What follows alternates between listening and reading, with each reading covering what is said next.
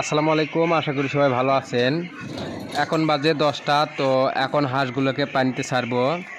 তার আগে হালকা একটু খাবার দিব, কারণ হাঁসগুলোকে আমি সকাল 6টার সময় খাবার খাওয়াইছি। তো এখন বর্তমান খাবার হিসেবে আমি ধান ও ব্রয়লার ফিড দিচ্ছি, কারণ শুধু ফিড খাওয়ালে এখন বর্তমান গরমের অবস্থা নাজেহাল, প্রায় 42 ডিগ্রি তাপমাত্রা। তারপরও নদীর পানি আগুন বরাবর গরম, তাই খাবারের গ্রোথ কমানোর জন্য অর্ধেক ধান অর্ধেক ফিড দিচ্ছি। তো আমার এখানে বড় সমস্যা, ভালো কোনো ক্যামেরাম্যান নাই, এই কারণে ভিডিওগুলো ভালোভাবে উপস্থাপন করতে পারি না। তো হাঁসগুলো এখন আর খাবার খাচ্ছে না, ওরা পানিতে যাওয়ার জন্য গোল হয়ে আন্দোলন করছে।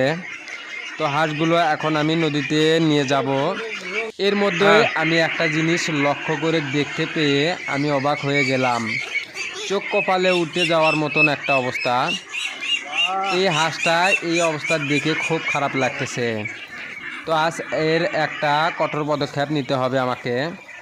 আর এর কোনো সমাধান যদি আপনারা দিতে পারেন তাহলে বিষয়টা আমার সাথে শেয়ার করবেন।